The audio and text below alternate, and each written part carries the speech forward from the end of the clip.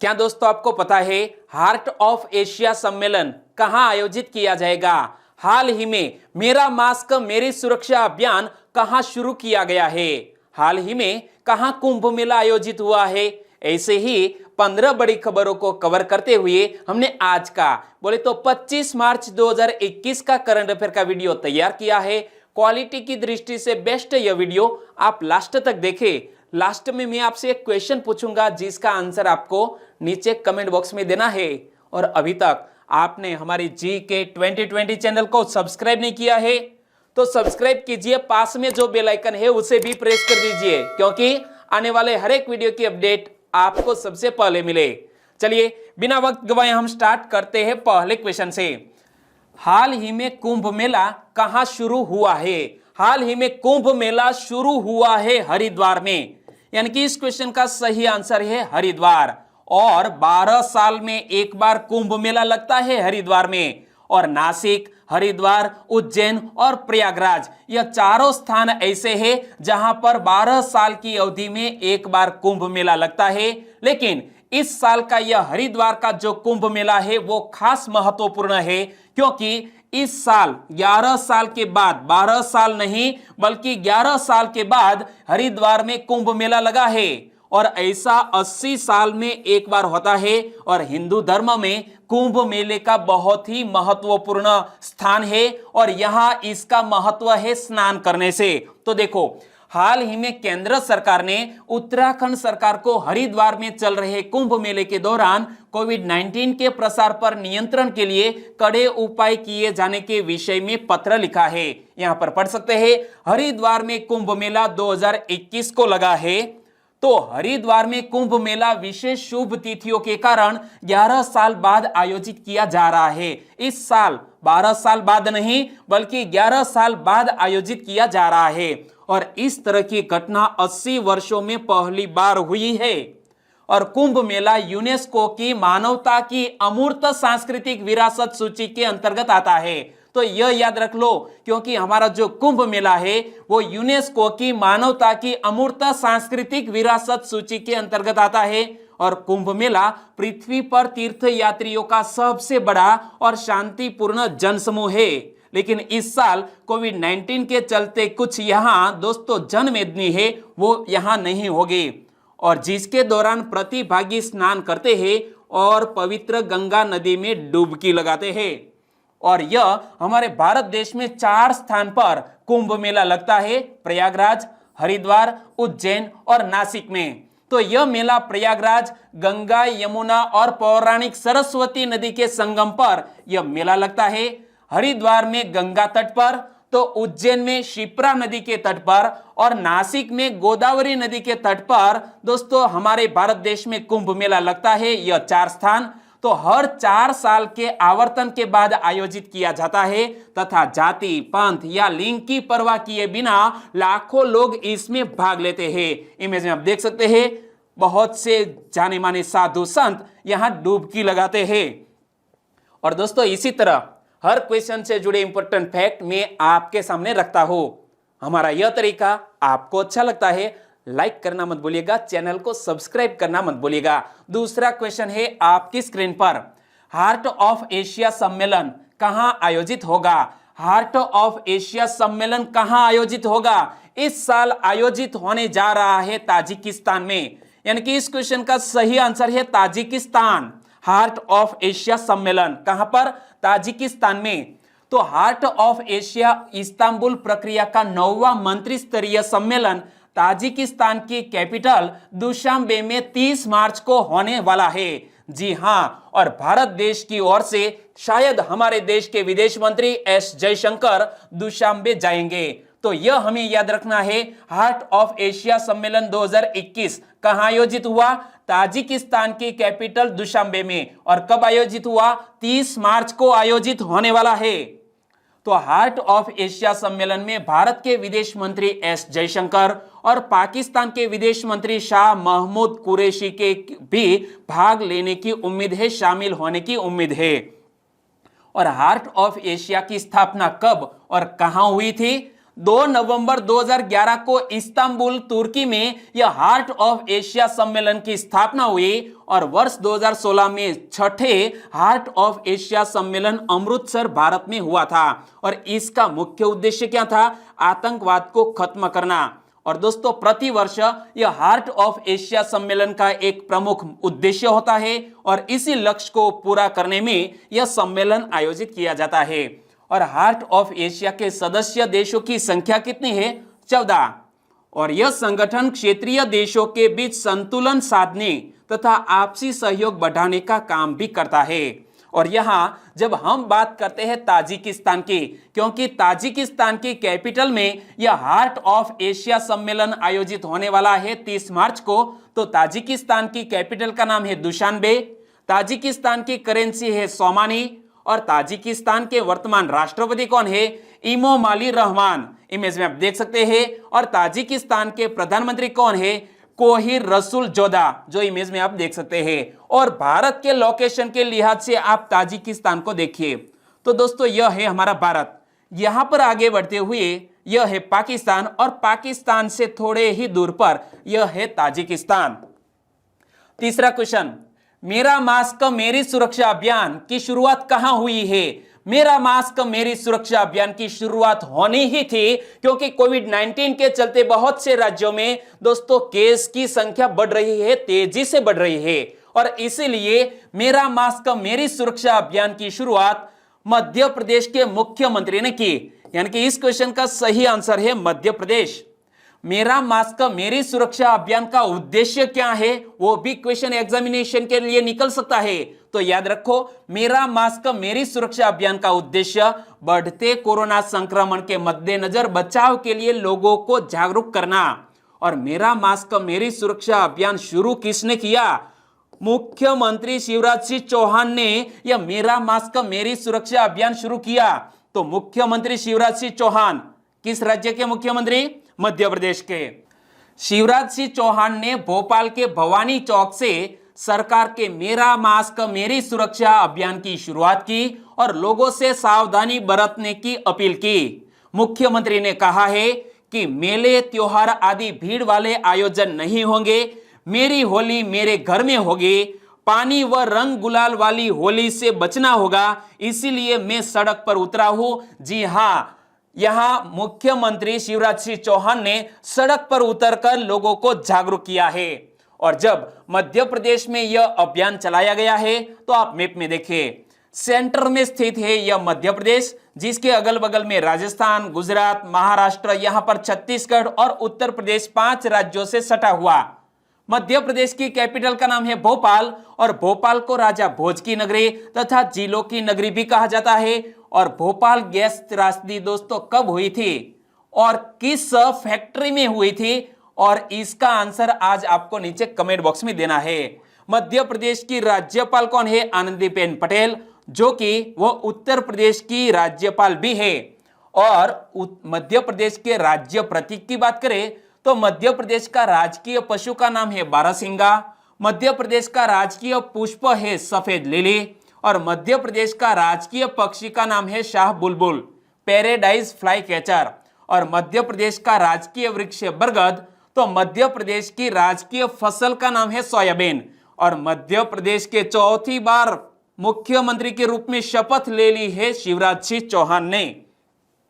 चौथा question, Gaganyaan mission के तहत अंतरिक्ष में जाने के लिए चुने गए भारत के 4 अंतरिक्ष यात्रियों ने किस देश में 1 साल की ट्रेनिंग पूरी कर ली है? जी हां, शायद 2021 के अंत में हम गगनयान मिशन के जरिए हमारे भारत देश के अंतरिक्ष यात्रियों को स्पेस में भेजने वाले हैं। और हमारे यह अंतरिक्ष यात्रियों ने हाल ही में 1 साल की ट्रेनिंग पूरी कर ली है रूस देश में। यानी कि इस क्वेश्चन का सही आंसर है रूस देश।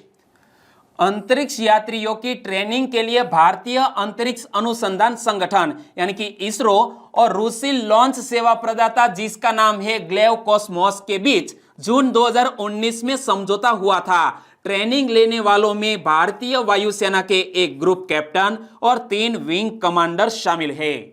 और रूस से लौटने के बाद ये 4 अंतरिक्ष यात्री इसरो के डिजाइन किए गए ट्रेनिंग मॉड्यूल से प्रशिक्षण प्राप्त करेंगे और केंद्रीय परमाणु ऊर्जा और अंतरिक्ष राज्य मंत्री कौन है? हमारे वर्तमान केंद्रीय परमाणु ऊर्जा और अंतरिक्ष राज्य मंत्री है डॉक्टर जितेंद्र सिंह। इमेज में आप देख सकते हैं। और गगनयान प्रोजेक्ट पर कितने रुपए खर्च होंगे? 10,000 करोड़ रुपए खर्च होंगे गगनयान प्रोजेक्ट पर। और गगनयान मिशन की घोषणा किसने की थी? हमारे देश के प्रधानमंत्री श्री नरेंद्र भाई मोदी ने 15 अगस्त 2018 को दिल्ली के लाल किले की प्राचीर से गगनयान मिशन की घोषणा की थी।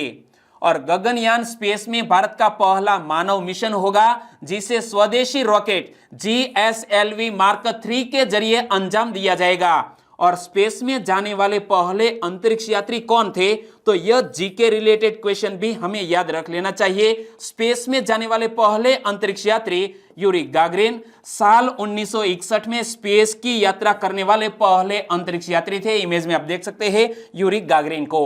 लेकिन भारत के पहले अंतरिक्ष यात्री राकेश शर्मा ने 2 अप्रैल 1984 को रूस के सोयूज T11 में बैठकर स्पेस की यात्रा की थी। तो यहां एक और फैक्ट याद रख लो, भारत के पहले अंतरिक्ष यात्री कौन? राकेश शर्मा। अंतरिक्ष में जाने वाली पहली महिला रूस की वैलेंटीना तेरेश्कोवा ने 16 जून 1963 को स्पेस की यात्रा की थी। तो हम कल्पना चावला को कैसे भूल सकते हैं? अंतरिक्ष में जाने वाली पहली भारतीय महिला कल्पना चावला को 1997 में यह मौका मिला था। और हाल ही में इंटरनेशनल स्पेस स्टेशन के लिए कार्गो शिप किसने लॉन्च किया? रूस ने इंटरनेशनल स्पेस स्टेशन के लिए कार्गो शिप लॉन्च किया। इसी घटना को लेकर भी एक मंथ पहले रूस देश सुर्खियों में रहा था। 5वां क्वेश्चन, प्रत्येक वर्ष शहीद दिवस कब मनाया जाता है? प्रत्येक वर्ष शहीद दिवस मनाया जाता है 23 मार्च को, साथ साथ 30 जनवरी को भी शहीद दिवस मनाया जाता है। और यहां जल्दबाजी में दोस्तों, यदि हम एग्जामिनेशन में ऑप्शन ए ऐसे डार्क करके आते हैं तो हमारे नेगेटिव मार्किंग हो गए। और इसीलिए जल्दबाजी नहीं करिए। प्रत्येक वर्ष शहीद दिवस मनाया जाता है 23 मार्च को और 30 जनवरी को। यानी कि इस क्वेश्चन का सही आंसर है ऑप्शन डी, ए और बी दोनों की बात करें, हर साल 23 मार्च को देश भर में भारत की आजादी के लिए अपना जीवन समर्पित करने वाले स्वतंत्रता सेनानी भगत सिंह, सुखदेव थापर और शिवराम राजगुरु की पुण्यतिथि पर श्रद्धांजलि अर्पित करने के लिए शहीद दिवस के रूप में मनाया जाता है 23 मार्च को। और लाहौर पाकिस्तान में 23 मार्च 1931 को इन तीनों को 1928 में ब्रिटिश पुलिस अधिकारी जॉन सॉन्डर्स की हत्या करने के लिए फांसी की सजा सुनाई गई थी। और इसके अलावा महात्मा गांधी की स्मृति में 30 जनवरी को भी शहीद दिवस के रूप में मनाया जाता है। इमेज में आप देख सकते हैं शहीद दिवस 30 जनवरी को भी मनाया जाता है। 6वां क्वेश्चन, हाल ही में खादी ग्राम उद्योग आयोग ने बांग्लादेश को उपहार के रूप में क्या भेजा? हाल ही में KVIC यानी कि खादी और ग्राम उद्योग आयोग ने बांग्लादेश को उपहार के रूप में 100 मुजीब जैकेट भेंट किए हैं। यानी कि इस क्वेश्चन का सही आंसर है 100 मुजीब जैकेट। इमेज में आप देख सकते हैं। और यह बांग्लादेश को भेजा है तो बांग्लादेश इस साल शेख मुजीबुर रहमान की 100वीं जन्म जयंती मनाने जा रहा है और अपनी आजादी का 50 वर्ष पूर्ण होने के अवसर पर भी जश्न मना रहा है बांग्लादेश। खादी और ग्राम उद्योग आयोग ने प्रधानमंत्री नरेंद्र मोदी की इस महीने की अंतिम सप्ताह में होने वाली बांग्लादेश यात्रा से पहले बांग्लादेश को 100 मुजीब जैकेट भेजे हैं। और हमारे देश के प्रधानमंत्री 26 जनवरी को बांग्लादेश का दौरा करेंगे।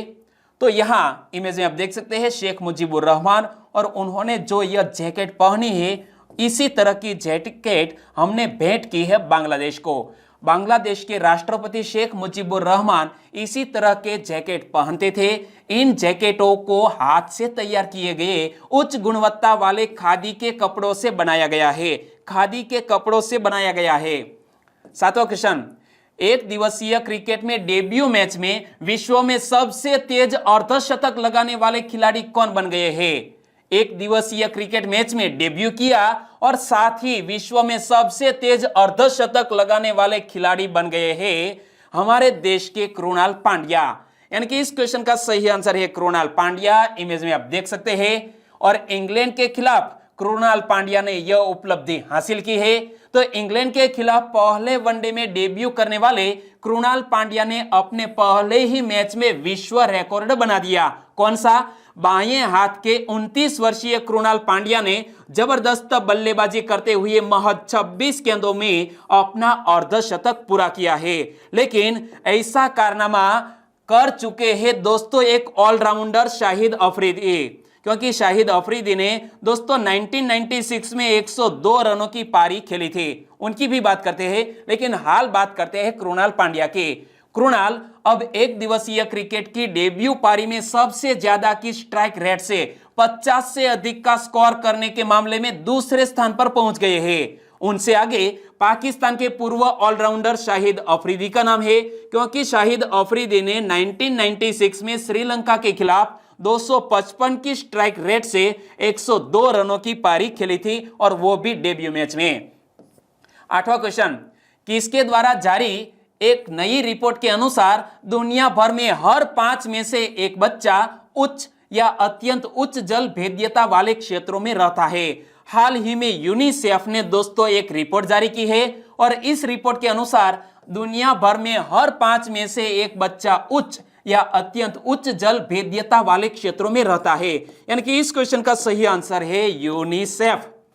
यह नई रिपोर्ट यूनिसेफ की पहल सर्वजन के लिए जल सुरक्षा का हिस्सा है, जो उन क्षेत्रों की पहचान करती है जहां भौतिक रूप से उपलब्ध जल की कमी का जोखिम जल की व्यवस्था के खराब स्तर के साथ अतिव्याप्त है। और इस पहल का उद्देश्य चिन्हित हॉटस्पॉट में संसाधनों, साझेदारी, नवाचार और वैश्विक प्रतिक्रिया का संयोजन करना है। और यह रिपोर्ट विश्व जल दिवस यानी कि 22 मार्च से पहले जारी की गई है यूनिसेफ के द्वारा।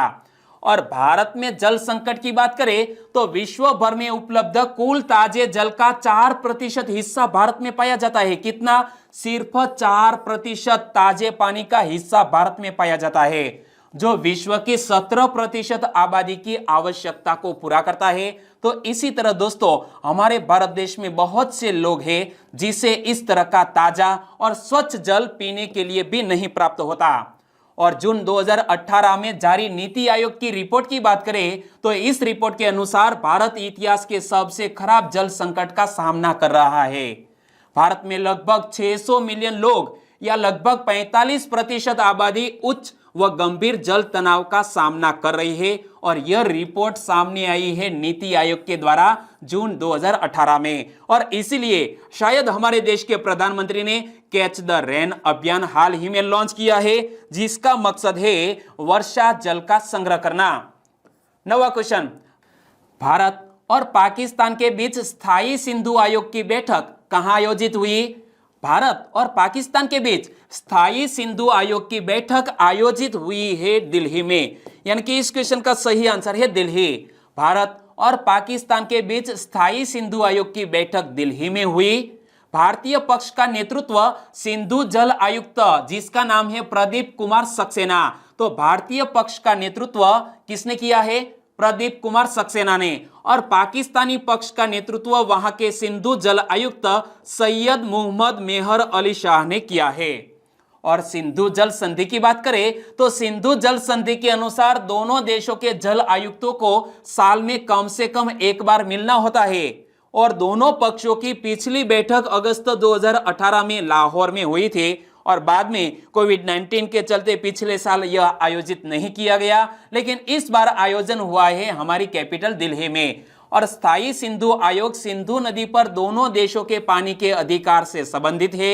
और स्थायी सिंधु आयोग 1960 की सिंधु जल संधि के तहत स्थापित किया गया था।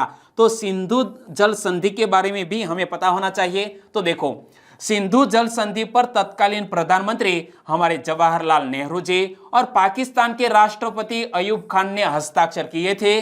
और इस आयोग की जिम्मेदारी दोनों देशों के बीच सिंधु नदी और उसकी सहायक नदियों के जल के उचित वितरण की निगरानी करना है। 10वां क्वेश्चन, हाल ही में प्रधानमंत्री ने किसको भारत की आत्मनिर्भर सेना का प्रतीक कहा है? हमारे देश के प्रधानमंत्री ने लाचित बोरफुकन को भारत की आत्मनिर्भर सेना का प्रतीक कहा है।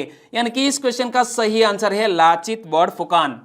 हाल ही में प्रधानमंत्री ने अहोम साम्राज्य के सेनापति लाचित बोरफुकन को भारत की आत्मनिर्भर सेना का प्रतीक कहा है। तो यहाँ इमेज में आप देख सकते हैं लाचित बोरफुकन, और वो अहोम साम्राज्य के एक प्रमुख सेनापति थे। तो यहाँ हमें अहोम साम्राज्य और लाचित बोरफुकन के बारे में पता होना चाहिए। सबसे पहले बात करते हैं लाचित बोरफुकन की। लाचित बोरफुकन का जन्म 24 नवंबर 1622 को हुआ।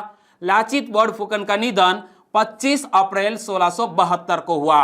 और लाचित बोरफुकन ने वर्ष 1671 में हुई सराय घाट के युद्ध में अपनी सेना को प्रभावी नेतृत्व प्रदान किया, जिससे मुगल सेना का असम पर कब्जा करने का प्रयास विफल हो गया था।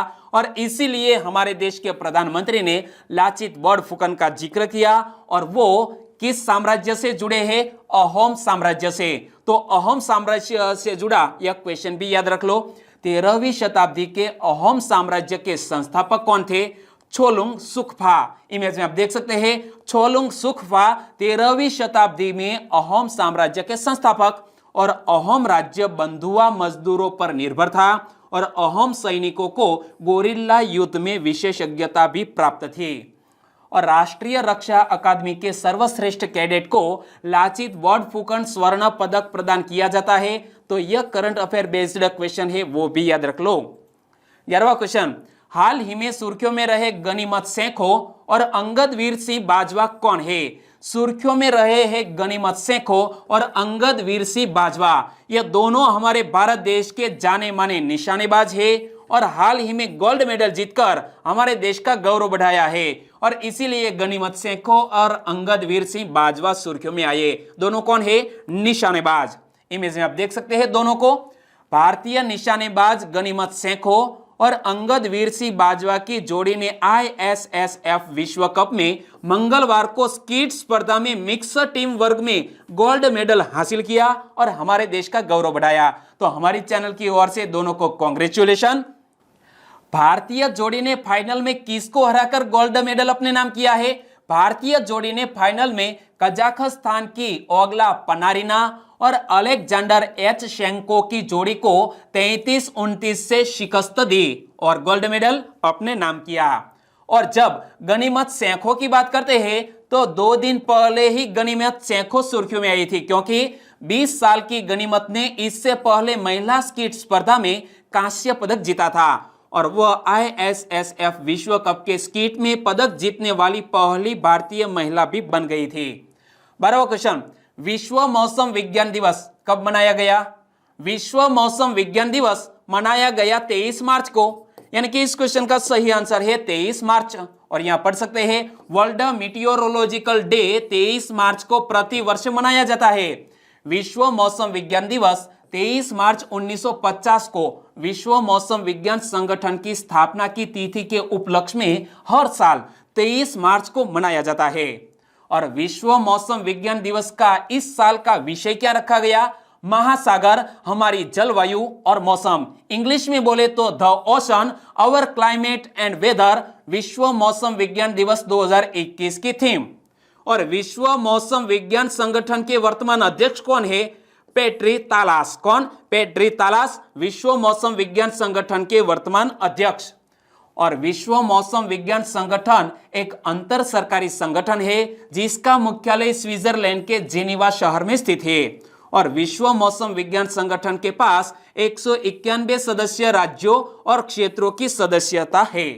13वां क्वेश्चन, गांधी जी के निम्न में से किस राज्य की यात्रा के 100 साल पूरे होने पर एक स्मारक टिकट जारी किया गया है? गांधी जी ने ओडिशा राज्य की यात्रा के 100 साल पूर्ण होने के अवसर पर एक स्मारक डाक टिकट जारी किया गया है, यानी कि इस क्वेश्चन का सही आंसर है ओडिशा। और इमेज में आप देख सकते हैं डाक टिकट को। तो ओडिशा राष्ट्रपिता महात्मा गांधी की राज्य की पहली यात्रा की 100वीं वर्षगांठ मना रहा है। कौन? ओडिशा राज्य। और केंद्रीय मंत्री संजय धोत्रे ने गांधी जी की ओडिशा यात्रा के 100 साल पूरे होने पर एक स्मारक टिकट जारी किया, जो इमेज में आप देख सकते हैं। और राष्ट्रपिता महात्मा गांधी ने वर्ष 1921 से लेकर वर्ष 1942 के बीच 7 बार ओडिशा राज्य की यात्रा की थी। कितनी बार? 7 बार ओडिशा राज्य की यात्रा की थी गांधी बापू ने। गांधी जी अपनी पहली यात्रा 1921 में बा के साथ ओडिशा आए थे। बा कौन? कस्तूरबा को बा भी कहते हैं। बापू बा। और ओडिशा राज्य का दौरा 7 बार किया है पूज्य बापू ने। तो ओडिशा से जुड़ा दोस्तों एक क्वेश्चन सुर्खियों में था। एक टाइगर रिजर्व में आग लगने की घटना सामने आई थी।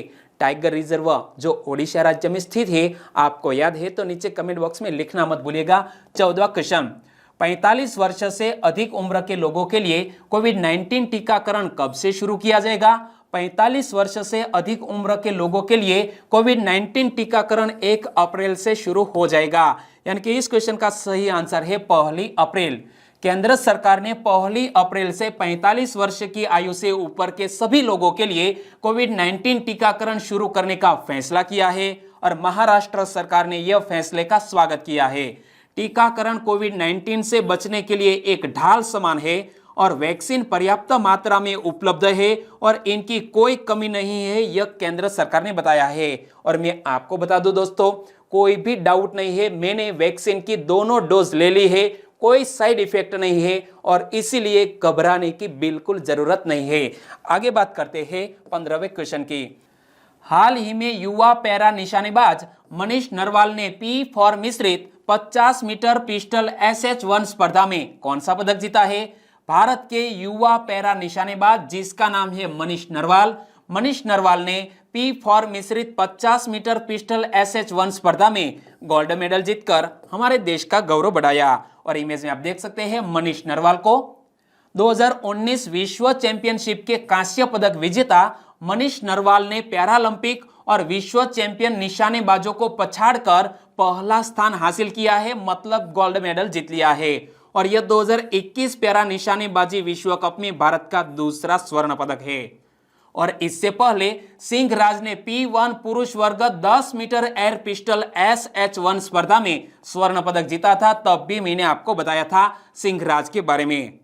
और अब बात करते हैं लास्ट वीडियो के क्वेश्चन की। लास्ट वीडियो में मैंने आपसे क्वेश्चन पूछा था, सशस्त्र बलों के पीछे की सेना के रूप में किसको जाना जाता है? सशस्त्र बलों के पीछे की सेना के रूप में ऑर्डिनेंस फैक्ट्री बोर्ड को जाना जाता है। यानी कि इस क्वेश्चन का सही आंसर था OFB। लगभग सभी दोस्तों ने इस क्वेश्चन का सही आंसर लिखा है। इनमें से कुछ सब्सक्राइबर फ्रेंड के नाम लेना चाहूंगा, तो वो है कौशल डाबे, नीलोफर मीर, प्रहलाद फतेपुरा फ्रॉम गुजरात राजकोट जसदन, और वो भी नए तहसील बिछिया से, RJ हंसा, राहुल गामित, आकाश अनुपम, राठवा पारुल और भावना तड़वी। अर्ली मॉर्निंग 4 बजे वीडियो देखने की बहुत ही अच्छी आदत है भावना तड़वी की। और भावना तड़वी ने बताया था कि सर जी हमारी चैनल में से तकरीबन 15+ क्वेश्चन GPSC क्लास 1-2 की प्रीलिम एग्जामिनेशन में पूछ लिए गए, तो यह बहुत बड़ी उपलब्धि और यह हमें मैसेज देने के लिए आपका बहुत बहुत धन्यवाद। और पटेल दिव्या, चोसला सागर भाई, रेखा बोखाणी, RV गढ़वी, अक्षय सांगोद, ओगणिया उत्तम फ्रॉम सुरेंद्रनगर से, और NILS Nils, Harry Asodiya from Junagadh से। इन सभी दोस्तों ने इस क्वेश्चन का सही आंसर दिया है OFB। और मधुकांत प्रियदर्शी, पवन लागद, उर्वशी दानानी, कविता दुबे, सुमित्रा सोलंकी, जितेंद्र वाल्वी, राजेश भरवाड़ और पंचाल कंदर्प, सभी दोस्तों को बहुत बहुत धन्यवाद। बिल्कुल आंसर सही है। और आज के वीडियो का क्वेश्चन ए रहा स्क्रीन पर। भारतीय संविधान के किस अनुच्छेद के अंतर्गत अतिरिक्त या अधिक अनुदान के साथ अनुपूरक अनुदान का प्रावधान किया गया है? हमारे संविधान के किस अनुच्छेद में दोस्तों अतिरिक्त या अधिक अनुदान के साथ अनुपूरक अनुदान का प्रावधान किया गया है? सही आर्टिकल चुनिए और आंसर दीजिए नीचे कमेंट बॉक्स में। और दोस्तों वीडियो वाकई में आपको अच्छा लगा है, हेल्पफुल लगा है, तो आपके दोस्तों को फेसबुक, व्हाट्सएप या टेलीग्राम के जरिए इस वीडियो की लिंक शेयर करना मत भूलिएगा। बस छोटी सी उम्मीद के साथ वीडियो खत्म करते हैं, फिर मिलेंगे नए करंट अफेयर वीडियो के साथ। तब तक के लिए टेक केयर एंड जय हिंद।